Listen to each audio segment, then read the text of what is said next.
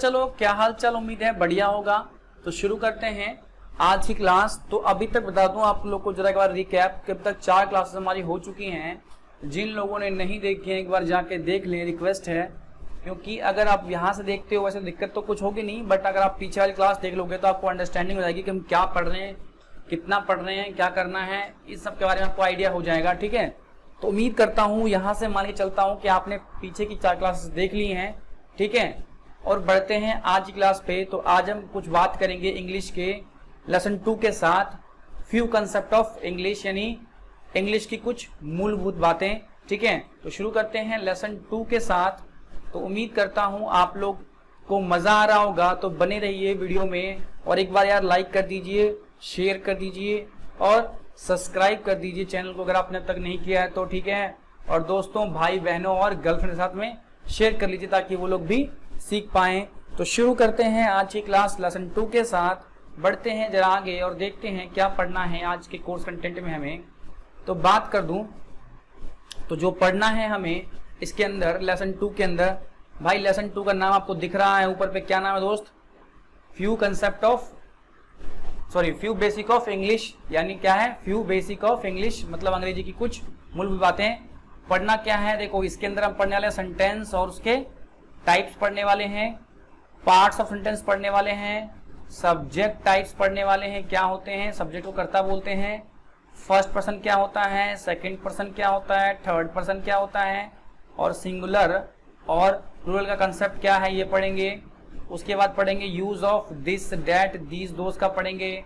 ठीक है, अगला है डिफरेंस बिटवीन लिविंग और नॉन लिविंग थिंग, जैसे सजीव या निर्जीव बोलते हैं आप लोग। ठीक है, यूज पढ़ेंगे एपिस्ट्रोफियस का, आपने पीछे पढ़ा है एपिस्ट्रोफियस को पिछली क्लास में। ठीक है, और कुछ चीजों को याद करने वाली चीजें हैं, यानी रटने वाली चीजें उन्हें रटेंगे। ठीक है, क्लियर है? तो ये है चैप्टर 2 का कंटेंट, इसे पढ़ने वाले हैं चैप्टर 2 के अंदर। ठीक है, तो उम्मीद करता हूं आप लोग को समझ में आ गया होगा चैप्टर 2 कंटेंट क्या है, मतलब क्या क्या पढ़ना है। तो 1 बाय 1 शुरू करते हैं बिना देर किए। तो आप सब अच्छे और बढ़िया में होंगे उम्मीद करता हूं, और शुरू करते हैं क्लास आज की। तो पहला है हमारा क्या? सेंटेंस। क्या है दोस्त? अच्छा, चैप्टर नाम पता है आपको क्या है भाई? पता है ना, few basic concept of English. Clear? तो बढ़ते हैं जरा। पहला है सेंटेंस। सेंटेंस मतलब होता है वाक्य। देखो भाई, सीधी बात बता रहा हूं, किसी भी लैंग्वेज के अंदर या किसी भी भाषा के अंदर हमें कोई बात कहने के लिए ना क्या चाहिए? ग्रुप ऑफ वर्ड चाहिए होता है भाई। क्या चाहिए? Group of word. Group of word मतलब शब्दों का समूह चाहिए होता है। ठीक है, क्या चाहिए होता है? शब्दों का समूह चाहिए होता है। शब्दों का समूह चाहिए होता है जिससे क्या हो, जो मिलकर आपस में एक पूरा अर्थपूर्ण वाक्य दे, मतलब अर्थपूर्ण वाक्य, जो सुनने वाला है उसको क्लियर मीनिंग चले पता उसका। ठीक है, सेंटेंस इसको कहते हैं। जरा देख लेते हैं यहाँ पे क्या लिखा हुआ है। देखो यही बात लिखी गई है, कह रहा है इन एवरी लैंग्वेज, हर एक भाषा में there is a need of group of word, मतलब शब्दों के समूह की आवश्यकता होती है। टू कम्युनिकेट, यानी बातचीत करने के लिए, such group of words that communicate to a complete message, मतलब जो सेंटेंस में बोला जा रहा है सुनने वाले यानी लिसनर को पूरी इंफॉर्मेशन मिल रही है, यानी कंप्लीट इंफॉर्मेशन मिल रही है, इज कॉल्ड सेंटेंस।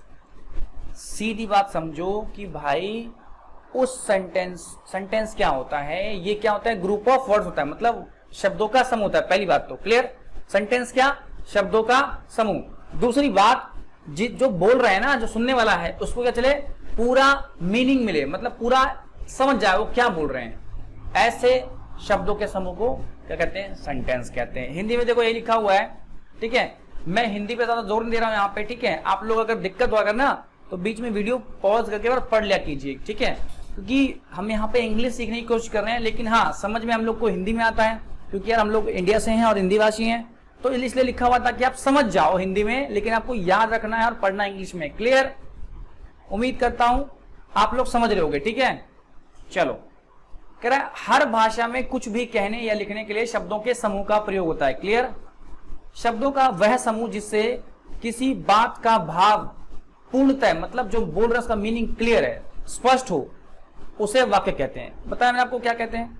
कह रहा दूसरे शब्दों में हम कह सकते हैं कि वाक्य वे होते हैं जिनमें सुनने वाले को पूर्ण संदेश कब पता चले, मतलब जो लिसनर है उसको पूरा कंप्लीट इंफॉर्मेशन मिले। क्या है सेंटेंस, क्या है ग्रुप ऑफ वर्ड्स है जो लिसनर को कंप्लीट सेंस देता है।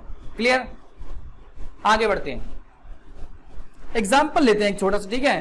कह रहा मान लीजिए कि आपने मुझसे पूछा क्या आप ऑफिस जाओगे, तो मैंने उत्तर दिया नहीं। क्या दिया भाई उत्तर, नहीं। आप समझ गए कि मैं ऑफिस नहीं जाऊंगा। आपका प्रश्न क्या ऑफिस जाओगे, ये क्या है, ये पूरा क्या है, सेंटेंस है। क्या है, पूरा एक क्या दोस्त, सेंटेंस है। क्या है ये, सेंटेंस है। और मेरा उत्तर जो मैंने आंसर दिया नहीं, नहीं क्या है, नहीं, नहीं भी क्या है, एक सेंटेंस है। वाक्य मतलब सेंटेंस है। ये बात अलग है कि मेरा वाक्य सिर्फ एक शब्द से बना है,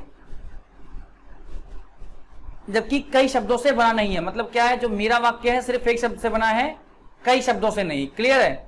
महत्वपूर्ण यह नहीं कि वाक्य में, इंपॉर्टेंट क्या है, महत्वपूर्ण यह नहीं कि वाक्य में शब्द कितने हैं, मतलब वर्ड्स कितने हैं।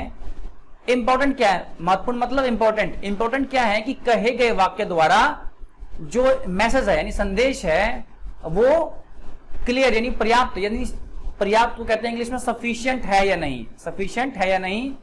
अगर आप ध्यान दें, ध्यान से सोचें, तो मेरे कहने का तात्पर्य था, स्पष्ट था कि मैं ऑफिस नहीं जाऊंगा, इसलिए मेरा वाक्य पूर्ण और पर्याप्त है। क्या है, आपने पूछा ऑफिस जाओगे, मैंने कहा नहीं, इसका मतलब क्या है कि मैं ऑफिस नहीं जाऊंगा। तो जो आप जो सुन रहे हो आपको क्लियर मीनिंग मिल रहा है, तो ये सेंटेंस कहलाया। क्लियर है, उम्मीद करता हूं समझ रहे हो। एग्जाम्पल आगे बढ़ते हैं। देखो भाई सेंटेंस को ना 4 टाइप्स में बांटा गया है। कितने भाई, 4 टाइप्स में बांटा गया है, ठीक है। यानी क्लासिफिकेशन मतलब होता है वर्गीकरण। क्या होता है भाई, वर्गीकरण, ठीक है। तो 4 टाइप्स में बांटा गया है। तो पहला टाइप आप यहां पे देख रहे हो, ठीक है। पहले टाइप के अंदर क्या है, इसको 5 में कैटेगराइज किया गया है। 4 लिखा है यहां पे, 5 कर लो, इसको क्या कर लो, 5 कर लो, ठीक है। अच्छा सॉरी यहां पे 4 ही हो गया यार, 1 मिनट, यहां पे ना 4 ही रहेगा। सेंटेंस को क्या है भाई, 4 टाइप्स के अंदर बांटा गया। क्या क्या है भाई, 4 टाइप्स के अंदर बांटा गया है, ठीक है। तो बात करते हैं कैसे बांटा गया है। तो उनके भाव या अर्थ के आधार पर, मतलब सेंस और मीनिंग के आधार पर। अच्छा, कोई पूछेगा भाई सेंटेंस के कितने टाइप्स हैं, तो कहोगे सेंटेंस के 4 टाइप्स हैं। कोई पूछेगा सेंटेंस को कैसे बांटा गया, तो कहोगे सेंस और मीनिंग के आधार पर बांटा गया, यानी भाव और अर्थ के आधार पर बांटा गया है, और 4 टाइप्स में है। तो देखो क्लासिफिकेशन 1 पढ़ते हैं, ठीक है। देखते हैं पहले टाइप में क्या है, बात करें। अच्छा देखो पहला, देखो क्या है, असर्टिव। क्या है दोस्त, एक बार यार जरा पेन का कलर ना चेंज कर लेते हैं, फिर आगे बढ़ते हैं आपकी बात पे।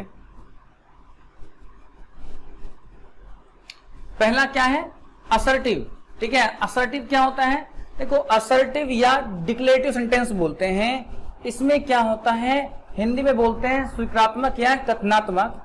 इसमें क्या होता है, किसी के बारे में, किसी चीज के बारे में, या कुछ सिंपल बताया गया हो, या किसी स्टेट को, फैक्ट को या आइडिया को बारे में बताया गया हो, तो क्या कहते हैं, असर्टिव या डिक्लेरेटिव। मतलब सिंपल शब्दों कहूं तो ऐसे वाक्य है जिसमें कुछ बताया जाता है, या किसी के बारे में वर्णन, मतलब वर्णन का मतलब होता है डिस्क्रिप्शन। जो वर्णन देख रहे हो ना आप यहाँ, इसका मतलब है डिस्क्रिप्शन। क्लियर है, चाहे वो क्या हो, चाहे वो कोई फैक्ट हो या कोई आइडिया हो, क्या कहेंगे, असर्टिव कहेंगे। एग्जाम्पल से समझते हैं। कह रहा आयांश इज माई सन, बता रहा है भाई, क्लियर है। कह रहा अमन इज नॉट एट होम, क्या बता रहा है भाई कि अमन घर पे नहीं है।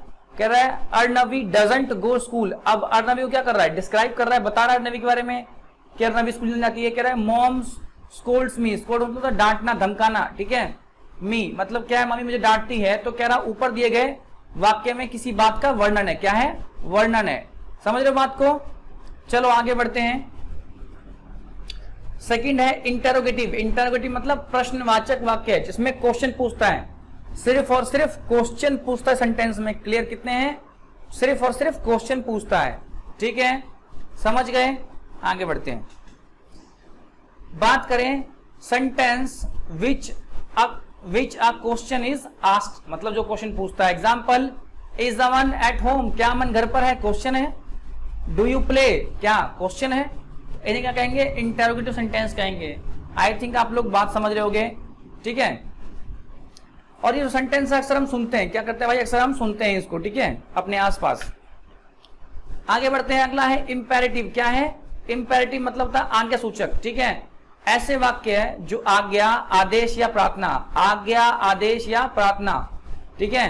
क्या कहेंगे भाई, आज्ञा, आदेश या प्रार्थना को व्यक्त करें, क्या कहेंगे, इंपेरेटिव।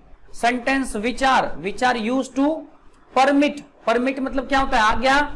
कमांड मतलब आदेश, ठीक है। और रिक्वेस्ट मतलब प्रार्थना, क्लियर है। Known as imperative sentence. दोस्त आपको ये याद करना पड़ेगा, तो सेंटेंस है ना आपको शुरुआत में याद करना पड़ेगा ताकि आपको याद रहे, क्लियर है। अभी शुरू में बिल्कुल, बाद में ना ये इतनी बार आएगा, ये इतनी बार आएगा कि आपको याद हो जाएगा ऑटोमेटिकली, ठीक है।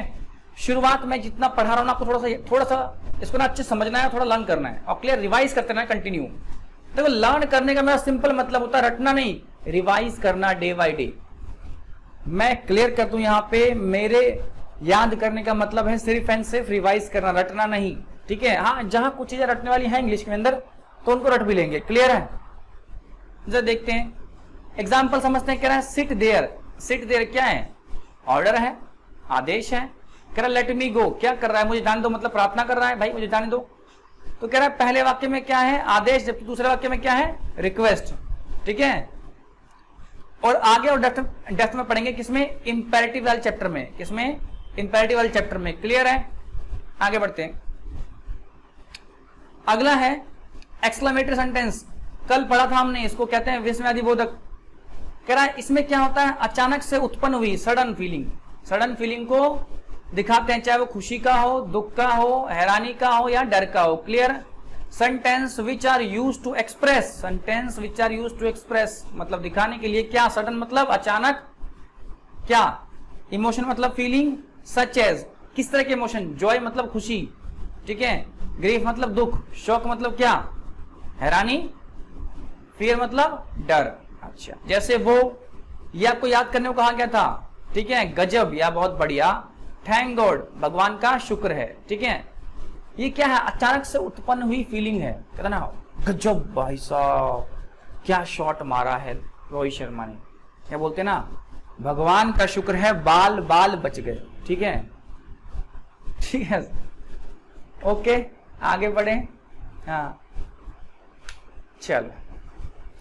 अगला है ओपेटेटिव यानी इच्छा सूचक वाक्य। क्या है भाई, इच्छा सूचक यानी ओपेटेटिव। भाई जिस सेंटेंस के अंदर क्या हो, प्रे हो या विश हो, अपने लिए या दूसरे के लिए मैटर नहीं करता, खुद के लिए भी हो सकता है और दूसरे के लिए भी। A sentence which are use to pray, a sentence which are use to pray और विश फॉर सेल्फ मतलब खुद के लिए, सेल्फ मतलब खुद के लिए या दूसरों के लिए, क्या कहेंगे, ओपेटेटिव सेंटेंस कहते हैं। क्या कहते हैं दोस्त, ओपेटेटिव सेंटेंस कहेंगे। उदाहरण के लिए, मे यू सक्सीड, भगवान करे आप सफल हो, क्या है, दूसरे के लिए दुआ है। और would that I were a girl, काश मैं एक लड़की होता। अच्छा भाई ठीक है, तो बताना जरा कौन कौन से लड़के हैं जो लड़की बनना चाहते हैं, ठीक है, कमेंट्स में। ओके देखो जरा कितने लोगों के मन में ऐसी इच्छा आती है कि काश मैं लड़की होता, ज्यादा अच्छा होता। चलो आगे बढ़ते हैं। कह रहा है एक्स, यहां रखना भाई, ये जो क्या है, एक्सक्लेमेटरी मार्क है, तो ये ना एक्सक्लेमेटरी सेंटेंस में तो यूज होता है, बताया था आपको। और ये क्या है, ओपेटेटिव सेंटेंस में भी यूज होता है। क्या जो मार्क है ना, एक्सक्लेमेटरी मार्क जो है, ये जो मार्क है एक्सक्लेमेटरी मार्क, ये एक्सक्लेमेटरी सेंटेंस में यूज होता है और ओपेटेटिव सेंटेंस में भी यूज होता है। समझ रहे हो बात को, यही बात यहाँ पे लिखी गई है। एक्सक्लेमेटरी और ओपेटेटिव दोनों ही तरह के वाक्य के अंत में एक्सक्लेमेशन मार्क लगा होता है। क्लियर है, समझ गए हो बात को, ठीक है, उम्मीद है समझ गए। आगे बढ़ते हैं। अच्छा भाई क्लासिफिकेशन 2 देखते हैं। कह रहे हैं दूसरे वर्गीकरण के अनुसार वाक्य को 4 पार्ट में बांटा गया। देखते हैं कौन कौन से हैं भाई। पहला है अफर्मेटिव। क्या है भाई अफर्मेटिव, क्या है अफर्मेटिव मतलब सकारात्मक, मतलब पॉजिटिव, इसे पॉजिटिव भी बोलते हैं। क्या बोलते हैं भाई, पॉजिटिव सेंटेंस। क्लियर है। कह रहा है ऐसे वाक्य जिनमें ना या नहीं का प्रयोग ना हो और ना ही क्वेश्चन किया गया हो, मतलब ना तो ना का प्रयोग हो, ना तो नहीं का प्रयोग हो, और क्वेश्चन भी ना पूछे। क्या करे भाई? क्वेश्चन भी ना पूछे। ऐसे सेंटेंस को क्या कहते हैं? अफर्मेटिव। क्लियर बात है? एग्जांपल दे लो, जैसे राम आम खाता है, ना या नहीं का प्रयोग नहीं हुआ है तो इसलिए अफर्मेटिव। ऐसे राम सो रहा है, राम घूमने गया है, राम कल बस से गांव जाएगा। देखो इन सब में क्या है? ना तो ना का प्रयोग हुआ है, ना तो नहीं का प्रयोग हुआ है, और ना ही कोई क्वेश्चन पूछा गया है। अच्छा, अफर्मेटिव का ही उल्टा होता है नेगेटिव। अफर्मेटिव का उल्टा क्या होता है? नेगेटिव, यानी नकारात्मक सेंटेंस। उसमें क्या होता है? ना या नहीं का प्रयोग होता है। जैसे राम आम नहीं खाएगा, राम घूमने नहीं जाएगा, राम सो नहीं रहा है, ये सब क्या है? नेगेटिव है। जिसमें ना या नहीं का प्रयोग हो वो नेगेटिव, और जिसमें ना या नहीं का प्रयोग ना हो अफर्मेटिव। अफर्मेटिव मतलब सिंपल सेंटेंस जिसमें ना या नहीं का प्रयोग ना हो। एग्जांपल देखते हैं, जैसे लिखा है Ram is a good boy. Ram is a good boy, Ram एक अच्छा लड़का है। क्लियर? तो ये क्या है? ना या नहीं का प्रयोग नहीं हुआ है, ना ही क्वेश्चन पूछा गया है, तो अफर्मेटिव कहलाएगा। अगला है नेगेटिव। अभी बताया जिसमें नहीं का प्रयोग होता हो। क्या होता भाई? जिसमें नहीं का प्रयोग होता हो। पेन लेते हैं एक बार यार। जिसमें नहीं का प्रयोग होता हो क्या कहते हैं? इंटेरोगेटिव। क्या कहते हैं? इंटेरोगेटिव। जैसे राम इज अ, सॉरी ये तो, ओह एक मिनट पीछे चलते हैं, नेगेटिव पे था ना, ये हो गया था, इस पे आते हैं। कह रहे नेगेटिव में क्या होता है? नकारात्मक बताया था आपको, जिसमें नहीं का प्रयोग हो। क्या हो? नहीं का प्रयोग हो, पर इसमें भी क्वेश्चन ना पूछा गया हो। क्या उसमें भी क्वेश्चन ना पूछा गया हो? मतलब नेगेटिव सेंटेंस जिसमें ना या नहीं का इस्तेमाल हुआ हो लेकिन क्वेश्चन ना पूछा गया हो, उसे क्या कहते हैं? नेगेटिव कहते हैं। जैसे Ram is not a good boy. Ram एक अच्छा लड़का नहीं है। बोल सकते हैं ना कि सोहन कल नहीं जाएगा, मोहन ने पेन नहीं दिया। ये सारे क्या है? ये सारे नेगेटिव हैं। जिसमें ना या नहीं का प्रयोग हो सारे क्या है? नेगेटिव है। आगे बढ़ते हैं। अगला है इंटेरोगेटिव। इंटेरोगेटिव में क्या है? ये क्वेश्चन पूछने के लिए होता है। क्या भाई? क्वेश्चन पूछने के लिए, यानी क्वेश्चन पूछने के लिए होता है। क्लियर? जिसमें देखो क्या लिखा है?